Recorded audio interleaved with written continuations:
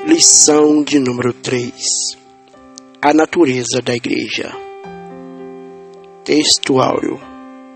Porque assim como o corpo é um e tem muitos membros, e todos os membros, sendo muitos, são um só corpo, assim é Cristo também. 1 Coríntios capítulo 12, versículo 12. Verdade prática. Conhecendo a igreja em sua natureza, nos conscientizamos da importância de fazer parte dela. Leitura bíblica em classe se encontra em 1 Coríntios capítulo 12, versículos 12 ao 27. Porque, assim como o corpo é um e tem muitos membros, e todos os membros, sendo muitos, são um só corpo, assim é Cristo também. Pois todos nós fomos batizados em um Espírito, formando um corpo, quer judeus, quer gregos, quer servos, quer livres, e todos temos bebido de um Espírito. Porque também o corpo não é um só membro, mas muitos. Se o pé disser, porque não sou mão, não sou do corpo, não será por isso do corpo? E se a orelha disser, porque não sou olho, não sou do corpo, não será por isso do corpo? Se todo o corpo fosse olho, onde estaria o ouvido? Se todo fosse ouvido, onde estaria o olfato? Mas agora Deus colocou os membros no corpo, cada um deles como quis. E se todos fossem um só membro, onde estaria o corpo? Agora, pois, há muitos membros, mas um só corpo. E o olho não pode dizer à mão, não tenho necessidade de ti, nem ainda a cabeça aos pés, não tenho necessidade de vós. Antes, os membros do corpo que parecem ser os mais fracos são necessários. E os que reputamos serem menos honrosos no corpo, a esses honramos muito mais. E aos que em nós são menos decorosos, damos muito mais honra, porque os que em nós são mais honestos não têm necessidade disso, mas Deus assim formou o corpo, dando muito mais honra ao que tinha falta dela, para que não haja divisão no corpo, mas antes tenham os membros igual cuidado um dos outros. De maneira que, se um membro padece, todos os membros padecem com ele. E se um membro é honrado, todos os membros se regozijam com ele. Ora, vós sois o corpo de Cristo e seus membros em particular.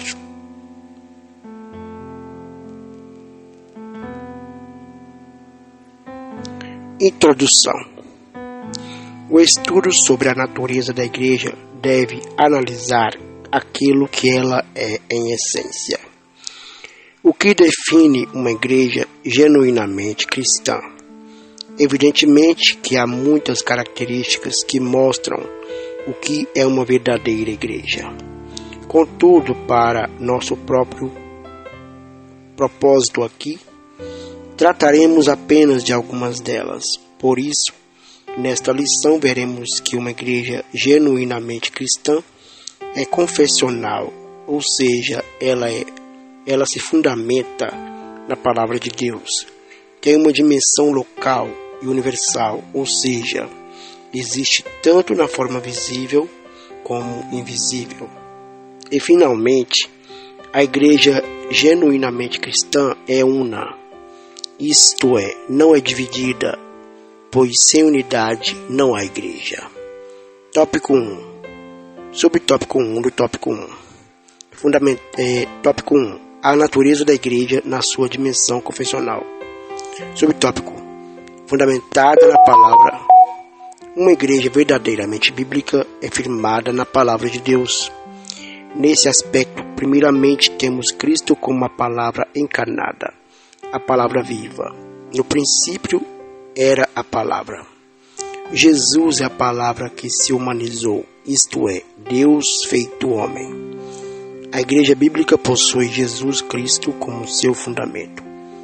Efésios capítulo 2, versículo 20, João capítulo 1, versículo 1. Uma igreja verdadeiramente bíblica é centrada em Jesus. Em segundo lugar, uma igreja bíblica é fundamentada nas Escrituras Sagradas, a palavra inspirada. Se não existe igreja verdadeira sem Jesus, da mesma forma não há igreja verdadeira sem fundamentação bíblica. 2 Timóteo, capítulo 3, verso 15. A heterodoxia, o desvio doutrinário e a apostasia vêm pelo distanciamento e abandono da palavra. Subtópico 2 do tópico 1. Habitada pelo Espírito. A igreja habitada pelo Espírito, dirigida e capacitada por Ele. O Espírito Santo é a força motriz da igreja. Na verdade, a obra do Espírito começa no seu trabalho de convencimento do pecador. É o Espírito quem convence o ser humano do pecado. João, capítulo 16, versos 8 a 11. É o Espírito Santo quem produz a obra da regeneração. Quando o evangelista Lucas diz que o Senhor abriu o coração de Lídia, Atos capítulo 16, verso 14, aí vemos uma obra poderosa do Espírito Santo, trazendo o convencimento para a salvação. Subtópico 3, o tópico 1. Quem faz parte da igreja anda no Espírito. Quando alguém responde à mensagem da cruz, o Espírito de Deus produz nele a certeza da salvação. Romanos capítulo 8, verso 16. Agora regenerado, o cristão passa a andar ou ser dirigido pelo Espírito. O fracasso na vida espiritual está no fato de não andarmos na esfera do Espírito. Gálatas capítulo 5, versos 16 e 17. O Espírito, portanto, habita o crente, capacitando-o. Atos capítulo 1, verso 8. Sem a capacitação do Espírito, a igreja é inoperante e perde a sua essência. Tópico 2. A natureza da igreja nas suas dimensões local e universal. Subtópico 1 do tópico 2. Local e visível. Biblicamente, podemos falar da igreja em relação à sua dimensão espacial, isto é, em relação ao local ou ao espaço geográfico. Ela pode ser vista e sentida. Nesse aspecto, a igreja existe localmente. Assim vemos os apóstolos escrevendo suas cartas a determinadas igrejas situadas em diferentes locais. A igreja de Deus que está em Corinto, 1 Coríntios capítulo 1, verso 2, aos estrangeiros dispersos no Ponto, Galácia, Capadócia, Ásia e Bitínia, 1 Pedro capítulo 1, verso 1. Nesses textos, vemos as Escrituras se referindo à Eclésia, a comunidade de crentes situada em diferentes locais. Subtópico 2 do tópico 2. As particularidades das igrejas locais. Pelo teor das cartas neotestamentárias, observamos que essas igrejas locais possuíam suas particularidades. Os problemas encontrados em uma não eram necessariamente os mesmos da outra. Filipenses capítulo 4, verso 2 e 3. E 2 Tessalonicenses capítulo 3, versículo 11 e 12. De igual modo, as virtudes. Por outro lado, embora estivessem todas sob a supervisão apostólica, observamos que eram autônomas uma em relação às outras. Assim possuíam uma dinâmica própria.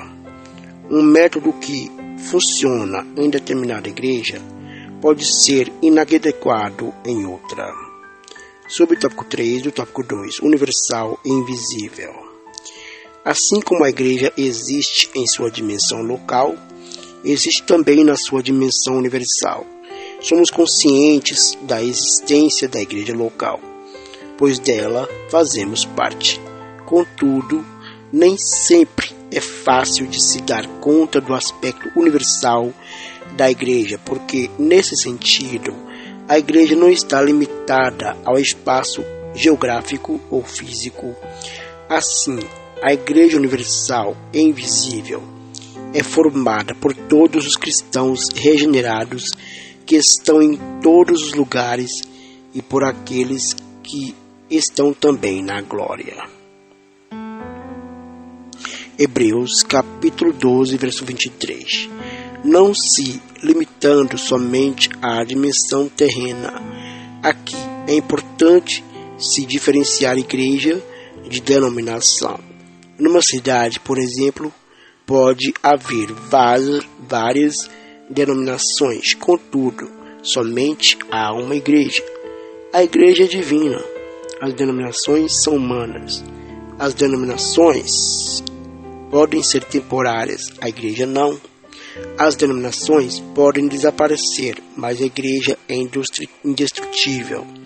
Convém dizer que nem todo grupo que se diz cristão pode ser visto como fazendo parte da igreja cristã. Há grupos que se autodenominam igrejas, contudo, são sinagoga de Satanás. Apocalipse capítulo 3, verso 9. Entretanto, o que fará com que uma igreja ou denominação seja cristã é a sua fidelidade a Cristo e às Escrituras Sagradas. Tópico 3. A igreja na sua dimensão comunitária. Subtópico 1 do tópico 3. A igreja é una. Isso significa que a igreja é indivisível.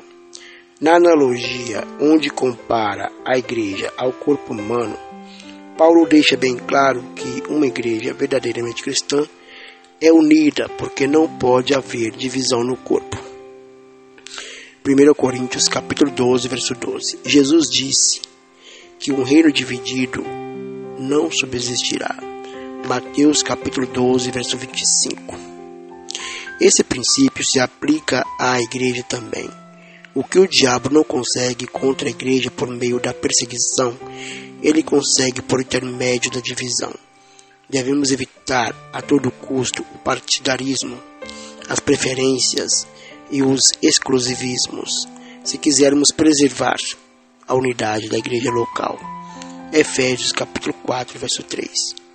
Subtópico 2 do tópico 3. Unidade na igreja.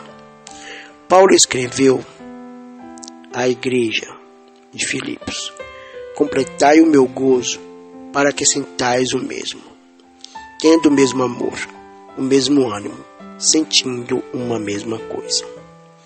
Esse texto mostra o anseio do apóstolo pela unidade da igreja, que como corpo de Cristo em sua forma coletiva, deve zelar pela unidade e da mesma forma cada crente deve buscar isso.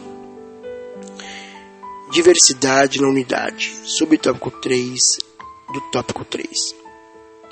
Isso reverbera o anseio de Jesus pela unidade dos seus discípulos. João 17. Ali há o que os teólogos chamam de unidade de essência. Na Trindade, o Pai, o Filho e o Espírito Santo são pessoas diferentes com uma mesma essência, possuindo a mesma substância e um só propósito.